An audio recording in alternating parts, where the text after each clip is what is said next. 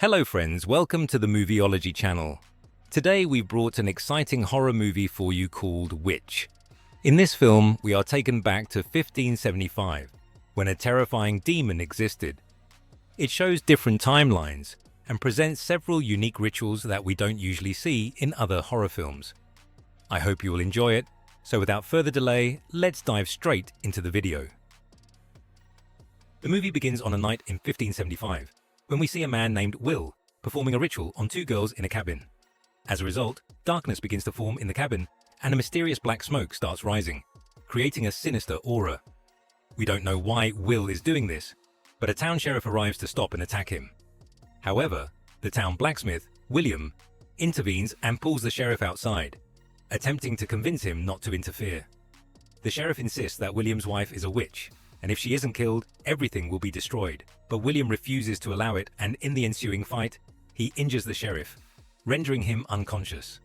Next, we see Will, who is now wounded, noticing that the darkness has escaped his control and has entered William's wife Twyla, which significantly troubles him. He says it shouldn't have happened, and that he has failed to contain it. Now Will draws something from an ancient book and tells William that he alone must fix everything. Then William drinks a potion and gives some to Twyla as well.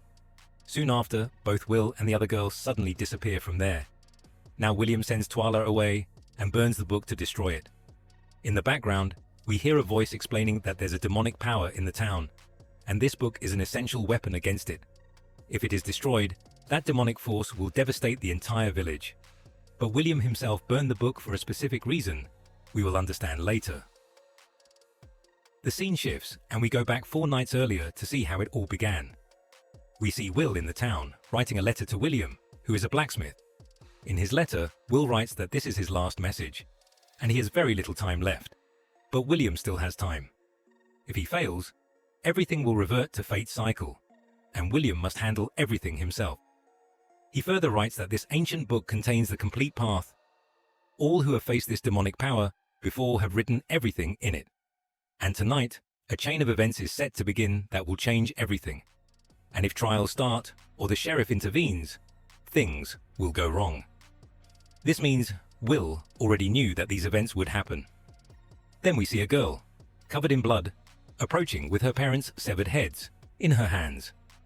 Seeing her, Will is terrified, although he had anticipated this, as he had written everything in the letter. This marked the beginning of the chain of events. Suddenly, the girl begins to scream, and Will tries to stop her and contain the demonic power, but it's no use, and he runs away from there. A woman also sees the girl and screams, and Twyla, who is at home, wakes up, having dreamt of the same girl.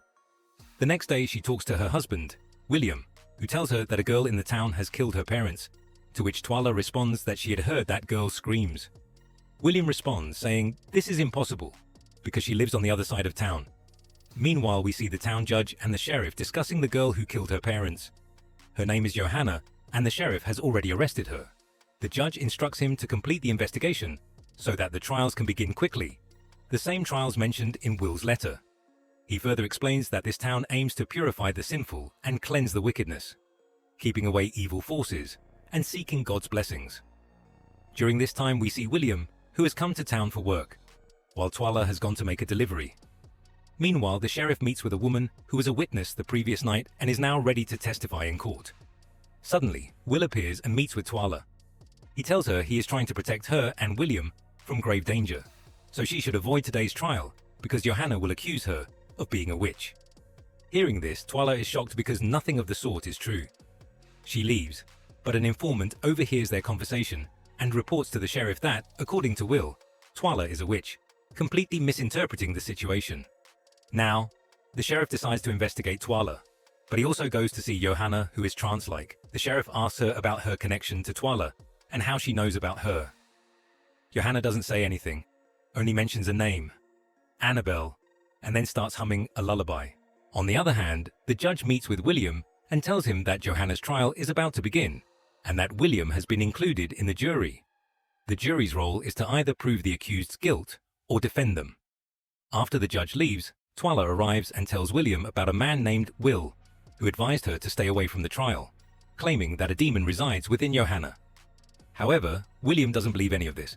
A while later, we see Will sneaking into William's workshop and stealing some keys, dropping one. Since William is a blacksmith, he makes all the locks and keys in the town. That night, Twyla dreams of being in a prison cell with Johanna, who makes voodoo dolls while a tall, shadowy figure stands before her. The next day, the trial begins. The judge hears the account of how Johanna killed her parents in their sleep. An eyewitness, who saw Johanna holding her parents' severed heads, testifies. Meanwhile, the sheriff goes to Twyla's house because she didn't attend the trial and questions her. During their conversation, the sheriff notices the same key in Twyla's hand that Will had dropped the night before, which Twyla had picked up. The sheriff realizes it's the key to one of his prisoner cells and becomes suspicious, leading him to arrest her. The sheriff then brings Twyla to the trial. Terrified and begging for mercy, Johanna suddenly starts laughing and humming a lullaby. She says that her mother told her they still have more to play. The judge retorts that she was the one who killed her mother. Johanna replies that the one who raised her was not her real mother. Her true mother is someone else present here, and she points directly at Twyla. William is shocked by this, stating that the two women are the same age, so how could Twyla be her mother? He believes this must be some misunderstanding. When no one believes him, he causes a commotion in the court, resulting in both him and Twyla being thrown into the cell. Twyla is deeply distressed that night, haunted by the exact shadowy figure that no one else can see. During this time, Will arrives and frees William and Twyla, taking them out of the cell and into the forest. The shadowy figure follows Twyla along the way, intensifying her fear. The sheriff reports to the judge that the two have escaped, and the judge, furious, warns the sheriff that evil forces are growing in the town and must be stopped at any cost. Soon, they will find Twyla and eliminate her alongside Johanna. In the forest, Will asks William and Twyla what they know about witchcraft. They respond that they only know about things like black magic and devil worship. Will tells them there are far more sinister things in the world that they are unaware of, and that our world is based on a lie, making us fear only the devil, while in truth, there are things even more terrifying. William then asks what fear Will is referring to and what's about to happen. Will then reveals the truth and shows a book we saw at the film's beginning. He explains that this book describes the underworld and its threads, where countless souls reside, some as spirits and others as demons. Inside this book is a key that allows one to enter that world and bring back a soul. However, there is another key, without which going there could be dangerous, as the demons there could enslave anyone who enters. He then discloses that he is William from a different timeline. This is because he possesses a potion that allows him to enter a new timeline whenever he drinks it.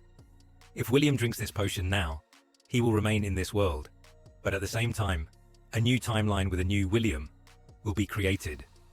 Essentially, you could call this a time potion. William explains that he has always known about this book because it is his destiny. Infinite Williams exist across this world and other worlds, each trying to save their own Twyla.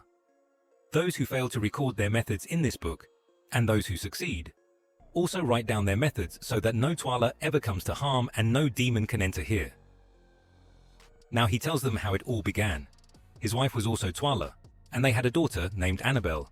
Everything was going well until Annabelle got hold of the book and learned much from it. As time passed, Twyla grew old and eventually passed away. Unable to accept her mother's death, Annabelle tried to use the book's ritual to bring her back. However, without the second key, she failed, and a demon attached itself to her. Since Annabelle's body had perished, the demon wanted to reclaim it as his vessel. For that, he needed Twyla's unborn child, who was still growing inside her, meaning Twyla was pregnant at that time. Now, you understand why Johanna, under possession, called Twyla her mother in court. She was influenced by the exact shadowy figure who was the demonic Annabelle. This demonic Annabelle uses girls like Johanna in every world and timeline. If they are to save Twyla, they must let Johanna perish, and then they can use the book to banish the demonic Annabelle, the demon. This is their only option. Hearing all of this, both William and Twyla become distraught. Suddenly, Twyla is haunted again by visions of the demonic Annabelle. However, in every timeline, Twyla is a good and virtuous person. She tells Will that there must be another way, because she cannot let an innocent girl like Johanna die. Ultimately, it wasn't Johanna's fault. A demon possessed her. Before leaving, Will meets her again and tells her they must lure the demon out to defeat him. He gives her a candle, explaining that it will keep the demon away from her. This information likely came from the same book. Although the demon wasn't present then, the candle was given to ensure her safety. Meanwhile, William asks what would happen if he burned the book's pages. Will replies that this book is their only tool to fight the demon. These are the same things we heard at the start of the film. Will tries to free Johanna, but he fails and runs away. Along the way, he encounters dolls made by Annabelle, who were created by that same demon, and these are the same dolls we saw in Twyla's dream. All these dolls were originally Annabelle's, and now Will hands one to another girl, after which he is caught. Here, a soldier comes to William and Twyla, whom they manage to capture, but in the attempt to escape, William gets separated from Twyla and kills the soldier. Now, he heads off to save Will, who was meant to be killed alongside Johanna. However, we see that Johanna returns to normal and is killed, meaning she is no longer possessed. William then rescues Will and escapes, essentially saving his alternate self. He asks Will what they should do next. Will explains that they have another girl, and we realize that the girl to whom he gave the doll has now been affected by Annabelle's spirit, the same demon that goes on to kill the judge first. Here, Will understood that the demon could possess anyone through these dolls. The point is that the demon within Annabelle wants Twyla's child, meaning Annabelle, who is in Twyla's womb, and needs her in every timeline so that he can live on in human form. I believe this potion has created multiple timelines, so the demon repeatedly seeks to take possession of Annabelle. William then leads the possessed girl into a cottage in the forest. He wanted to break the loop, but nothing changed. 36 years later, we see an elderly William in the scene, where we first see Will when Johanna appears before him. By now, you must understand that fate is completing its full circle here, and this cycle never broke, meaning everything will continue this way. This means that Will eventually drank that potion, which created a new timeline, and this cycle keeps repeating over time. The question remains, how does this book complete itself, even though it was burned?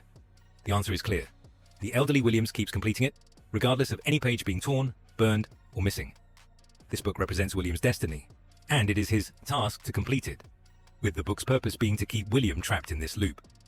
The story now moves to a post-credit scene, where we see a woman and a man in the modern era searching for this book. Perhaps they too need to resurrect a soul. But we know that a loop is already running here, or this could be the moment when William's loop breaks and moves elsewhere. They have a girl held hostage, whom they kill as soon as they find the book, and from experience, it is clear that these two are not good people. After this, terrifying events begin to unfold.